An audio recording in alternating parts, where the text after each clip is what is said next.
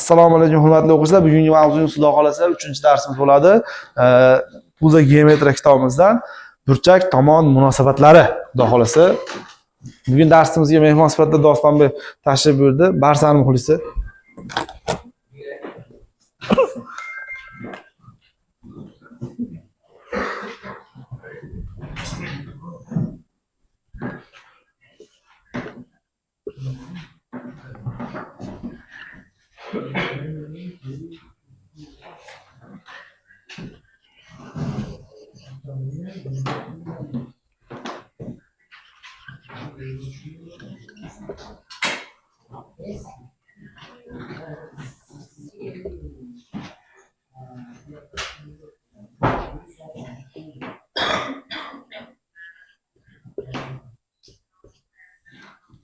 Xo'p, endi hurmatli o'quvchilar, misolimizni tushuntirib o'taman. Endi xo'p, bu misolimiz. Nima deyapti?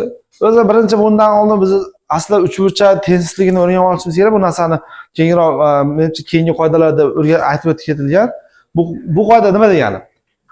Ixtiyoriy uchburchak berilgan bo'lsin, burchak bilan tomonni orasida munosabati bor. Ya'ni qanday munosabat? Katta qarayman. Burchak m degani bu burchakni aylatyapti. Bu yerda nima deyapti? A burchak deyapti. Bunisi B burchak, C burchak. Mana shu shaklda bo'lsa, mana bu narsa kelib chiqadi deyapti. Ya'ni katta burchak qarshisida katta tomon o'tadi, kichik burchak qarshisida kichkina tomon o'tadi ma'noda. Tushundingmi? Mana shu oddiy qoida. Ikkala tomonga ham ishlaydigan qoida bu. Tushundinglarmi? Misol uchun buni mana hop, ikkinchi misolda ta'liqimda ko'radiyorsa, ikkinchi misolda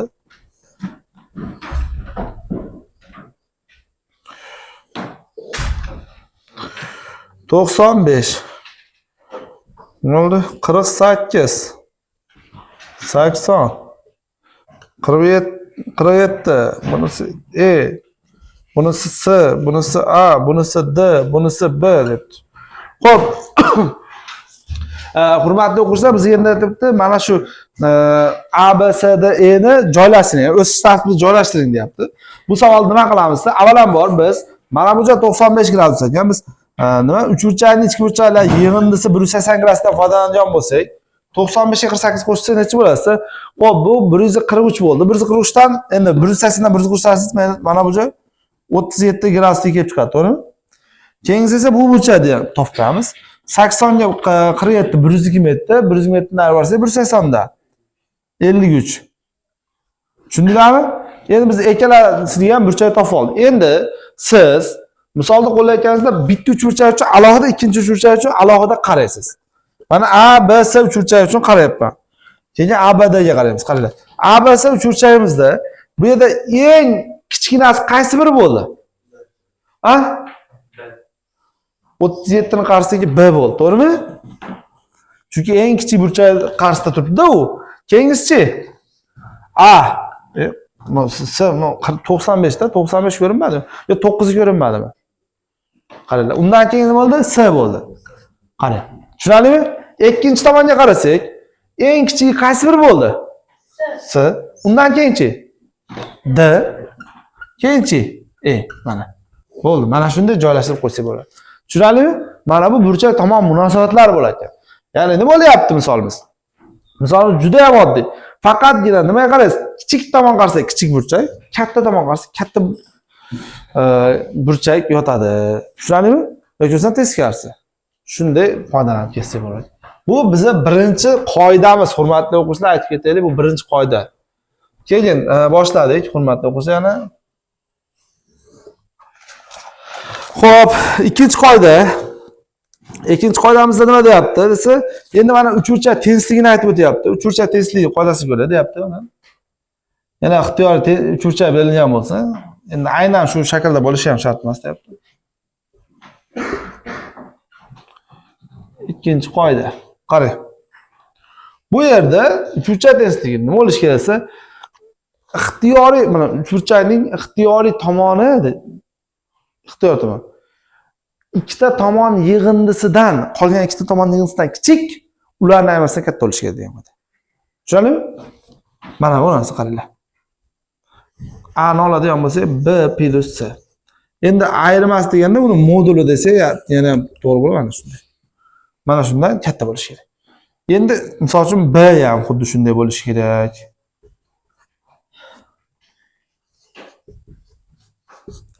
S ham xuddi shunday bo'lishi kerak.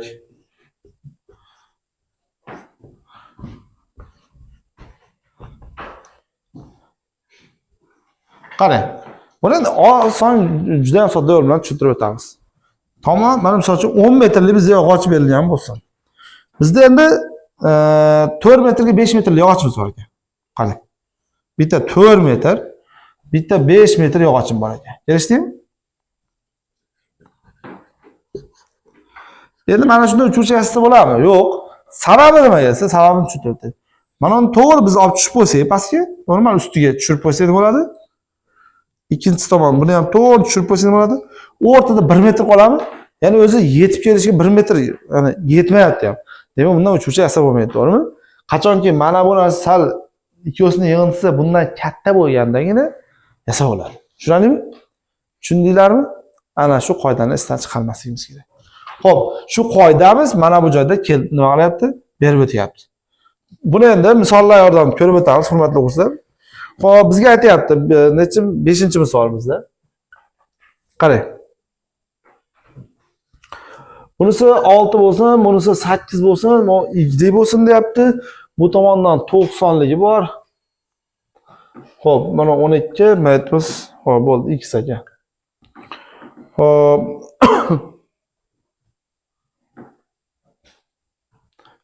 X tegishli n plus deb qo'yibdi, ya'ni va x teng so'radi. Xo'p. Hurmatli o'quvchilar, endi boshladik. Endi mana bu joyda x natural son deyapti-da. Xo'p, mayli, buni tushundik. Endi bunday qilamiz. Mana bu uchburchakka qaraydigan bo'lsa, bu uchburchakka qaraydiganmiz. X nima bo'lishi kerak? X ning oralig'ini qaraylik. 14 dan kichik bo'lishi kerak. 14 qanday? 8 ga oltin qo'shdi, to'g'rimi? Endi aynimas 8 dan oltin narsa 2 dan katta bo'lishi kerak. Bu uchburchagimiz uchungina tegishli xolos. Ya'ni mana A, B, S bo'lgan uchburchak. A, B da uchburchakka qaraydigan bo'lsak, endi bu yerda u qoidani ishlasam shart emas. To'g'riburchakli uchburchakda bu katet gipotenuzadan nima bo'ladi? Kichkina bo'ladi. Shuning uchun ham 12 x dan kichik yoki x 12 dan katta. Demak, ikkala shartni umumiy holatda qaraydigan bo'lsak, shart nima bo'lyapsa, ifodamiz 12x katta 12 dan 14 dan kichik degan shartga tushishi kerak, to'g'rimi? Endi 12 dan katta 14 dan kichkina bo'lgan natural son nechi bor? 13 bo'ldi. Shuning javobi shuning uchun ham 13. Tushundinglar? Bu yerda unaqa qiyin emas misollarimiz. Misollar oson, bolalar, qaranglar.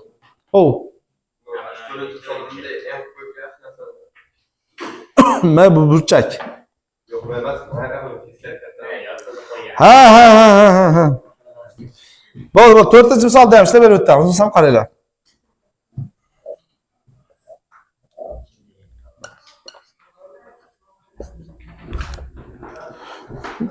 Tez kirish. Qayda ustolar? Ha, siz. Bo'ldi, xo'p, yaxshi. To'g'ri kirishdi, yaxshi. Xo'p, qaranglar. Bizga x tegishli n pedus deb qo'yibdi. Endi natural son deyapti. M bu burchak degani.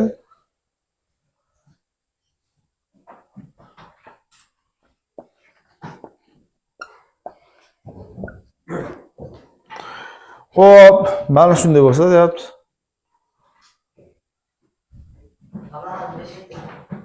O'tir.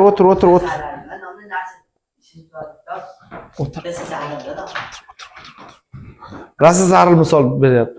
Qaranglar. Bu misolimiz ham oson. Faqat bitta mana bu belgi nimasi? Summa degani. Biz bu summani qayerda o'rganganmizda, arifmetik va geometrik progressiyada o'rganganmizda.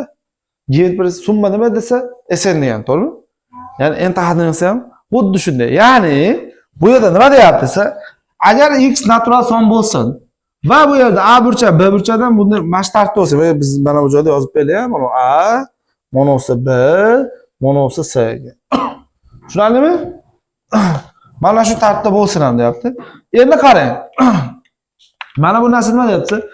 x ni qabul qilishi mumkin bo'lgan qiymatlar yig'indisi deyapti. Qaysisi natural bo'lgan? Tushundingmi? Boshladik. Buning uchun nima qilamiz? Biz ishlaydigan boshda bu uchburchak qoidasiga ko'ra, uchburchak tengligi qoidasiga ko'ra nima bo'lib qoladi? X 5 dan katta, 5 dan katta 17 dan kichik. 17 dan kichik bo'lishi kerak. To'g'rimi?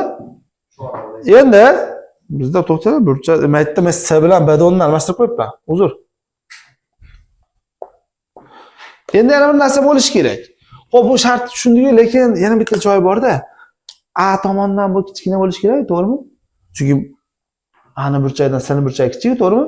Shuning uchun bu shartga ko'ra nima bo'ladi? Ifodamiz qarang, lekin mana undan katta bo'lishi kerak, to'g'rimi?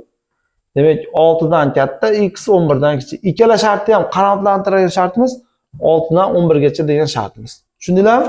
Bu yerda ikkala shartni ham tekshirib qo'yish esdan chiqmasa. Bu shartga ko'ra ham tekshiryapmiz, bu shartga ko'ra ham tekshiryapmiz, ikkosini umumiy tekshirib turib umumiy javob beramiz. Ya'ni 5 dan katta bo'lishi kerak, ham 6 dan katta bo'lishi kerak. Bu degani 6 dan katta bo'lgan sonlar. Bu 17 dan kichik bo'lishi kerak, 11 dan kichik bo'lishi kerak. Bu degani 11 dan kichikdan sonlar. Bu oradagi sonlar necha bo'lsa? 7, 8, 9, 10. Qo'shsa 17, 34. Bo'ldi, tushunarlimi? Mana shu narsa nima ekan? Oddiy mana yig'indi degan ma'no bular. Yig'indi, sum. Davom etamiz.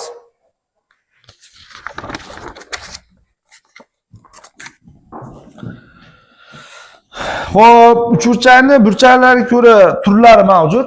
Bilamiz, uchburchakning burchaklariga ko'ra turlar. Birinchisi o'tkir burchakli.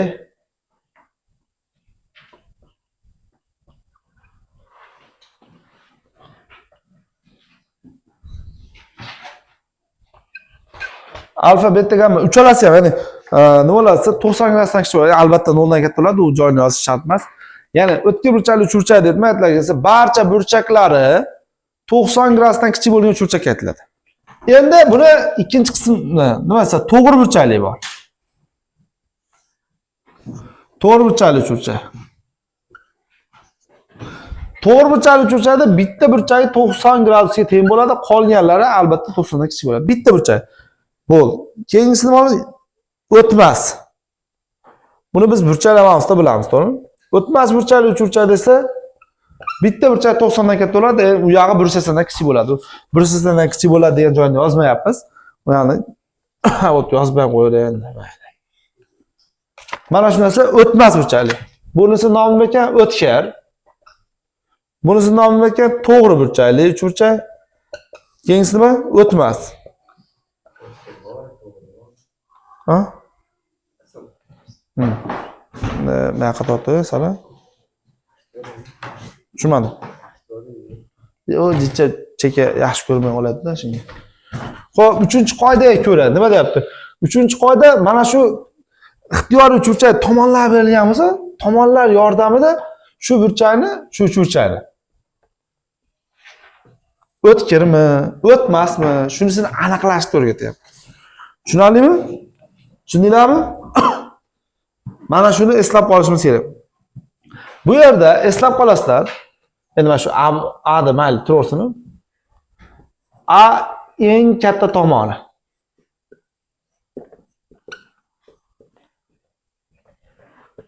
Buni qarasang, demak alfa deb olamiz. Kelishdingmi? Tushunarlimi? A eng katta tomoni bo'ladi. Agar deydi, shu kichik tomonlarning kvadratlari yig'indisi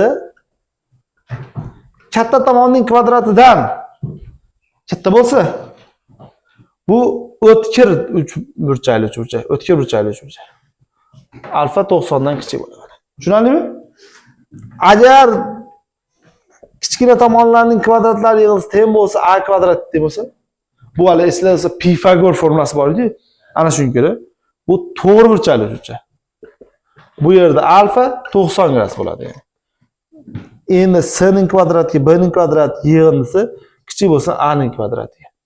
Endi nima aytdi? Xo'p, bu paytda o'tmas bo'lsin dedi. O'tmas burchak. Bu 90 gradusdan katta bo'ladi. Xo'p, qarang endi, tushuntirib o'taylik. Buni biz ishlamoqchimiz. Qanday desa, mana mana shu. Hop.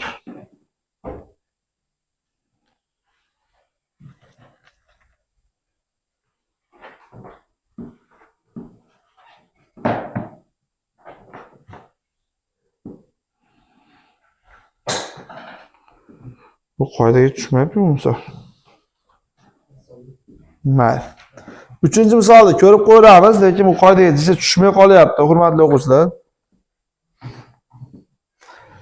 3-misolda bitta joyga yetib boramiz.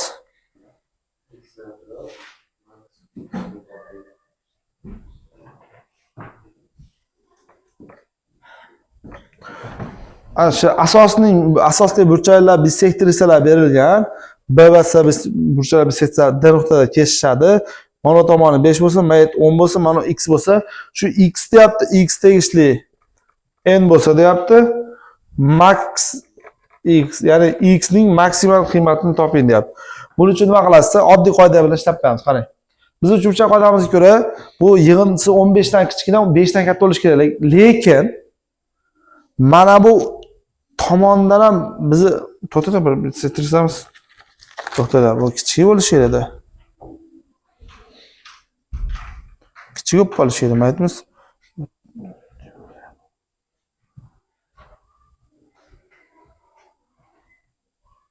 Ha, bo'ldi, tushunarli. Bo'ldi. Mana men uzr. Bitta narsani e'tibor bermayapmiz. Qaranglar, hurmatli o'quvchilar, mana shu narsani aytib o'tishimiz kerak. Bu burchakni deylik, misol uchun biz deylik B burchagi, bu burchakni C burchagi deb qaraydigan bo'lsak, to'g'rimi? To'g'rimi? Endi mana bu narsa bo'ladi, qarang. Mana burchak B bo'ldi, mana burchak C bo'ldimi? Ikkita C bilan ikkita B ning yig'indisi maksimal bo'ladigan qiymatda maytda A ham bor, to'g'rimi? Shu uchovsining yig'indisida burchaklar yig'indisini bilasiz. 180 gradus bo'ldi mana shular. B plus C ni topishimiz uchun nima qilamiz? 2 ga bo'lib, bunday A ni ayirib 2 bilamiz. 90 minus C taqsim, uzr. A taqsim 2. 90 minus A taqsim 2. Ya'ni B bilan C ni yig'indisi 90 dan kichkinami? Demak, mana D burchagi nima bo'ldi? 90 dan katta bo'ldi. Demak, bu nima bo'ladi deyasiz? O'tmas burchakli uchburchak. O'tmas burchakli uchburchakda nima qoida bo'lishi kerak? Eng katta tomonning kvadrati qolgan tomonlar kvadratlari yig'indisidan katta bo'lishi kerak. Ya'ni 10 ning kvadrati 100 katta bo'ladi, 5 ning kvadrati 25 plus x kvadratdan bo'lishi kerak, to'g'rimi? 25 dan ayirib olsak 75. 75 x kvadrat. Qaysi sonning kvadrati 75 dan kichkina bo'ladi? Eng katta. Qaysi son bo'ladi bo'lsa, x dan faqat 8 bo'ladimi? Bo'ldi mana. Tushundinglarmi? Mana shu narsa demak, burchak tomon munosabatlar 3-qoidagacha. Endi davom etamiz keyin. Xo'p, hurmatli o'quvchilar, endi davom etamiz. 4-qoidamizga yetib kelibmiz. 4-qoida nima deyapti bu yerda desa, tushuntirib o'tamiz. 4-qoidada aytayaptiki, mediana haqida gaplashilyapti bu yerda. Xo'p. Mana medianamiz bor bo'lsin. Mana bu A bo'lsin, bunisi B bo'lsin, endi mayt x bo'lsin deyapti. Shu x'imiz deyapti. Eslab qolinglar, hurmatli o'quvchilar. Nima bo'lyapti desa, mana A minus B da modul taqsim 2 katta bo'lyapti A plus B taqsim 2. Xo'p, bu qayerdan kelib chiqqan? Kelib chiqishi bu juda ham oddiy. Qanday nima qilamiz? Mana uni davom ettirib olsangiz bu yoqqa. Hozir bitta ko'k marker olaylik-chi. Yozsa kerak. Qarang. Buni davom ettiramiz. Qancha davom ettiramiz? Shu x qancha bo'lsa shuncha davom ettirasiz. Tushunali? X birlicha davom ettirsangiz, endi bu uch bilan tutashtirsak nima bo'ldi desa, qaranglar mana. Mana bu joyimiz A, B, C, D. Endi biz davom ettirgan joyimiz E deb olsak, to'g'rimi? Endi bunda demak, mana bu joylarni C deb faraz qiladigan bo'lsam, mana bu nima bo'ldi desa, burchagi ham teng bo'lib qoldi o'zi. Qarama-qarshi burchak qoidasi, to'g'rimi?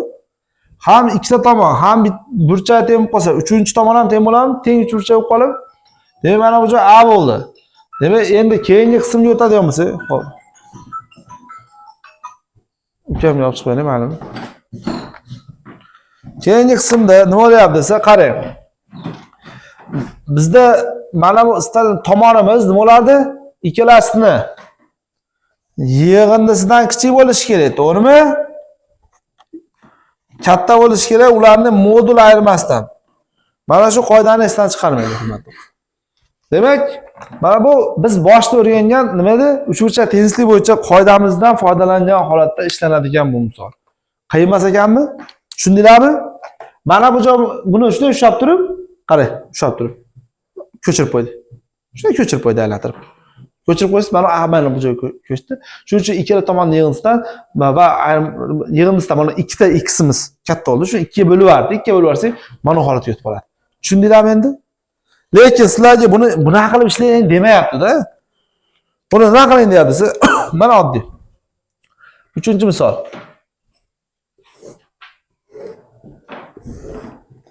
Mayli 6, mayli 8 bo'lsin.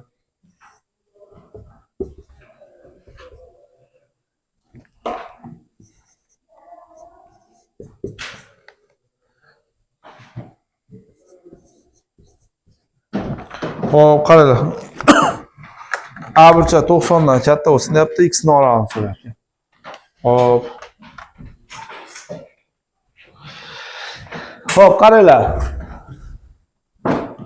Hozirgi biz qoidamizga ko'ra buni ishlaydigan bo'lsak, x qayerda bo'lishi kerak o'zi desa, yig'indisini yarmi necha bo'ladi? Qo'shsa 14 7. 7 dan kichik bo'lishi kerak. Ayrimasi 2 uni yarmi 1. 1 dan 7gacha bo'lishi kerak edi, lekin degan joy bor. Bu yerda bitta muammo paydo bo'ldi. Nima desa, bir bilan ko'chirildi, bir minut. 1 dan 7gacha bo'ldi mana. Bizda nima bo'ldi? A burchak, qalam burchak mana shu yerda yozib qo'yapmiz, uzr. A, B, D aytsa bo'ldimi? A burchamiz 90 gradusdan katta. Ya'ni mana bu mediana nima bo'lib qoldi? Xo'p, uzr, mediana deb burchamiz. Shundan foydalanib qo'shimiz kerak. Xo'p, davom etamiz endi. Buning uchun hozirgi davom ettirib olsangiz, mana 6 mayga ko'chadimi? To'g'rimi? Endi mana bu burchamizni misol uchun biz qaraydigan bo'lsak, qarang. Bu burchamiz alfa, bu burchamiz beta deydigan bo'lsak, mana shu nimani s ni qarshisida turgan tomonimiz beta bo'ladi, s ni qarshisida nima turibdi beta? Mana beta burchak, to'g'rimi? To'g'rimi? Endi bitta narsani hisobga olib qo'yishimiz kerak. Mana bu 2x miz borki, maytimiz ham x bo'ladi, to'g'rimi? 2x miz. Mana bu burchak nima bo'lib qolsa, alfaga betani yig'indisi a burchak bo'lishi u 90 dan katta ekan. 90 dan katta bo'lsa, mana bu burchak nima bo'ladi? 90 dan kichik bo'lib qoladi nabarat. Bu ikkisining yig'indisi 90 dan katta bo'lsa, bu 90 dan kichik bo'lib qoladimi? 180 dan 90 dan katta sonda ayirsangiz, 90 dan kichik son olsa bo'ladi. Bu uchburchagimiz nima bo'ldi desa, bu uchburchagimiz o'tkir burchakli uchburchak bo'ldi. To'g'rimi? Mana shu narsani esdan chiqarmaydi. O'tkir burchakli bo'lgani uchun, xo'p. Endi biz nima qilamiz degansa, ana nimaga hisobini olib qo'yamiz. Mana uni kvadratiga, buni kvadratining yig'indisi 6 ning kvadratiga 8 ning kvadratining yig'indisi 100 mi? 100 dan ildizosi necha bo'ladi? 10. 10 dan kichikroq bo'lishi kerak mana 2ximiz. Tushundinglarmi? 2x kichik 10 dan. Bu qayerdan kelib chiqdi desa, hozirgina o'rgangan qoidamizga ko'ra. Tushundingizmi? X mayda 1 dan 7 gacha desak javob xato bo'ladi-ya. Shuning uchun javobimiz 1 dan nimagacha? 5 gacha deb qo'yamiz. Tushundinglarmi? Bu yerda ikkita qoida bo'yicha ishlayapti ekan misolda. Shu ikkala qoida bo'yicha misolimizni ishlab qo'yishimiz kerak edi. Shunali o'zi davom etamiz, hurmatli o'quvchilar. Keyin 5-qoidamiz. Qoidalarni tushuntirib ketaveraman, jinchalik vaqtimiz chegaralanib qolgani uchun keyingi misollarda yana ko'rib o'tamiz, Xudo nasib qilsa. Endi bu eng oson qoidalardan biri desa ham bo'laveradi. Nima desa qarang. Mana bu joyda o'zi ko'rinib turibdiki, mana A bilan B ni yig'indisi S bilan D dan kattaligi. To'g'rimi? Ya'ni S plus D kichik A plus B. Lekin bitta uchburchak qoidasiga ko'ra uchburchakning ikkita tomonidan yig'indisi 3-dan katta bo'lishi kerak. X dan katta. Bo'ldi. Mana shu qoida sifatida mana shu narsani kiritib o'tyapti. Tushunarlimi? Davom etaman. 6-qoida.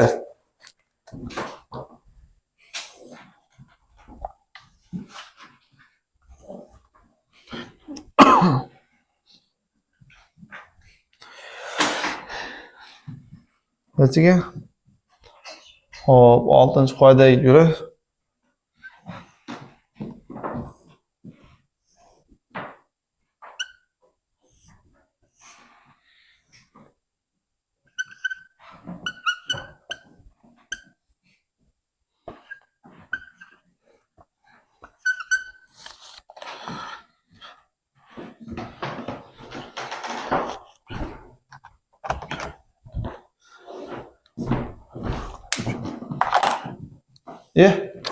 Svetimiz bor. Sal ko'taraylik, endi iloji svetimiz o'chib qolibdi. Shunday ko'tarsizlar, sal o'sam yorug'lashadi. Fanari bor endi ukamdan fanar so'rab chiqinchi. Fanari bo'lsa agar yorug'lik ancha yo'qolib qoldi. Ha?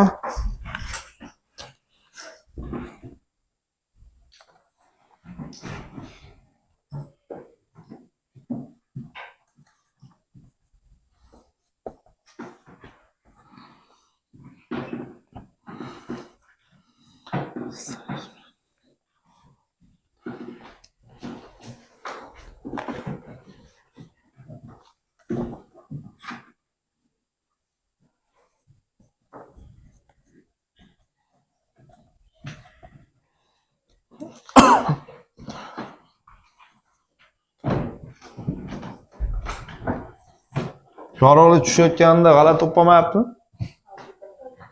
Videodachi. Videogachi.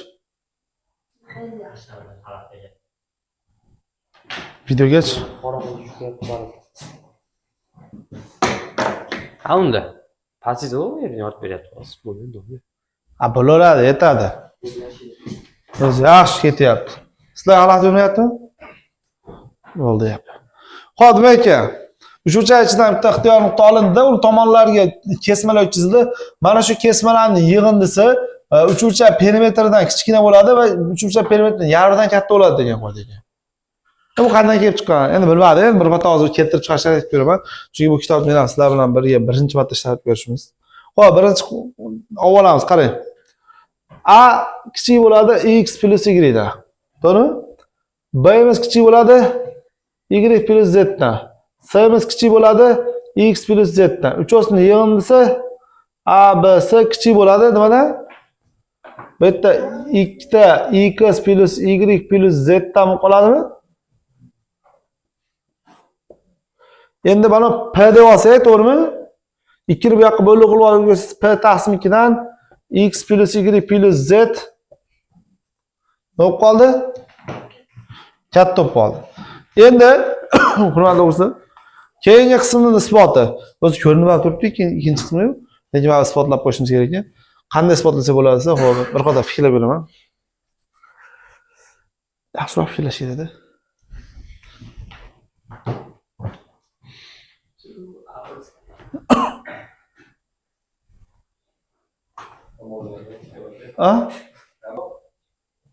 Hop, fikrlab ko'ramiz dedi, lekin bu fikr kelmadi hozir. Lekin o'zi ko'rinib turibdiki, qarang, ichkaridagi chiziqlarning yig'indisi albatta tashqaridagidan ko'ra kichik bo'ladi. Shuning uchun perimetrdan kichik degan narsani olib turaveraylik hozircha. Hali cho'zib yurmaylik, chunki vaqt masalasi bizda kamroq. Keyinroq agar kerak bo'lib qolsa, yana bir isbotlab qo'yamiz, xudo xohlasa bu qoidani. Xo'p, keyingisi 7-qoidamiz. Hurmatli o'zi 7-qoidamizda nima desa,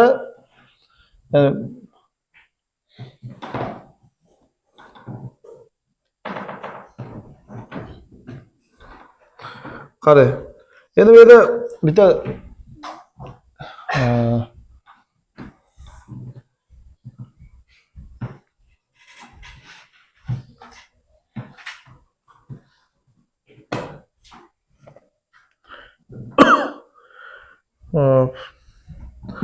A, F deyiladi. Mana A, B, S, T, mana F nuqta o'rtasi ekan.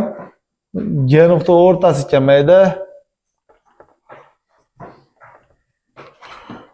Undan keyin E nuqta o'rtasi deyaptimi? Yo'q. Ha.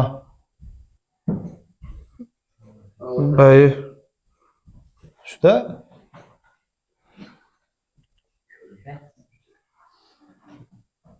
endi chizmamiz chiroyli chizolmadimi? Tushuntirib qo'yaman. AF teng FS. BY teng ED. Xo'p, endi bizda mana bu narsa. Bu yerda uchburchak hosil bo'lyapti. Bizga ko'rinishi qiyin bo'lsa ham mana bu narsani eslatib o'taylik. Mana uchburchak hosil bo'lyapti, to'g'rimi? Shu uchburchak haqida gaplashilyapti bu yerda. Bunday qilaylik, sal bo'lsa mana yoqqa qishatirib ko'ramiz. Sababi chizma chiqishligi uchun maqsadda xolos bu yerda. Chizma bizga chiqib berib tursa bo'ldi, u yog'i birga bo'ladi. Xo'p. Yo, chizmada pastda qilib qo'yibdi, o'zi qizig'i teparoq qilish kerak, chunki mana bu yoqqa tepaga bu tomon ketib qolgan-ku, shuning uchun. Mana A nuqta olamiz, mana yerga F nuqta olamiz. Qarang. Bu yerda bizga aytilayotgan narsa mana nima? Bu tomonimiz hop A ekan, bu tomonimiz B ekan. Bizga so'ragan narsa mana X so'rayotgan. Xo'p, qarang endi hurmatli o'quvchilar, xo'p. Qayda? A emas, AF dedi. B bo'ladi. AF FS B edi. Xo'p, qaranglar. Bizda uchburchakning o'rta chiziq qoidasiga ko'ra, uchburchakning o'rta chizig'i nima bo'ladi? Asosining yarmiga teng degan qoidamiz bor. Xo'p, aytib o'taylik, mana shu yerda aytib o'tishimiz mana. Uchburchakni yon tomonlarini o'rtadan tutashtiruvchi chiziq nimaga teng? Shu asosning yarmiga teng bo'ladi. Bo'ldimi? Tushunarlimi? Demak, bu A bo'lsa, mana bu joy o'rtasini tutashtirgancha bu A taqsim 2 bo'ldimi? Endi pastdan qarasak B bu B taqsim 2 bo'ldi. To'g'rimi? Demak, endi biz X qaysi oralikda bo'ladi desa, X bo'ladi mana shu ikkisining yig'indisidan nima qoladi? Kichik bo'lib qoladi. Ayrimasdan esa katta bo'lib qoladi yarmidan. Chunki mana buni yarmi deganimiz, mana A taqsim 2 bu B taqsim 2 shuning uchun yarim bo'lib qoladi. Agar mana tomonlarga nisbatan olinyapti bu narsa. Tushunarlimi? Bu endi ko'proq trapetsiya shunga o'xshash joylarda ham kelaveradi.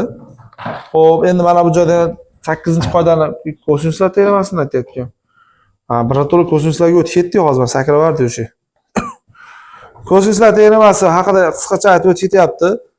Maytga yozib qo'yaylik kosinuslar teoremasini. 8-formula sifatida. Endi hozircha isbotlashimizga bor bu formulani yo isbotlab o'tib ketaylikmi? Trigonometriyani hammamiz bilamizmi? Hamma bilmaydi. Bo'lmasa isbotlashda hozircha shart emas ekan. Qarang. Hurmatli o'quvchilar, aytib o'tamiz. Nima degansa, uchburchakning ikkita tomoni va ular orasida burchak berilgan bo'lsa, uchinchi tomonni topish uchun kosinuslar teoremasi kerak bo'ladi. Bu joyda uchinchi tomonning kvadrati, qolgan ikkita tomonning kvadratlari yig'indisi va ular orasidagi ularning ko'paytmasini ular orasida burchak ko'paytirib, ikkilantirib ayirib olsangiz, mana shu uchinchi tomonning kvadrati chiqadi. Bu yerdan bitta narsani aytib o'tishimiz kerak. Kosinus alfani topish formulasi ham kelib chiqib qoladi.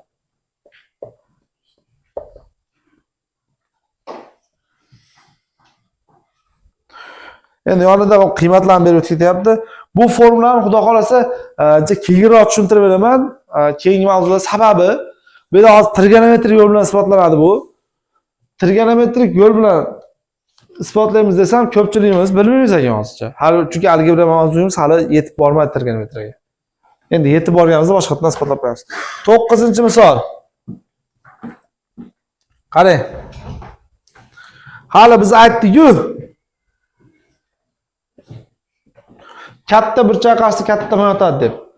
Endi balandlik, mediana, bisektrisalar teskarisi bo'ladi. Kattani qarshisi kichigini yotadi, tushundingmi? Kattani qarshisida to'g'ri, kattadan chiquvchisi kichkina bo'ladi demoqchimiz. Mana misol uchun deylik, bizda nima bo'lsa, birinchi misol uchun aytayaptiki,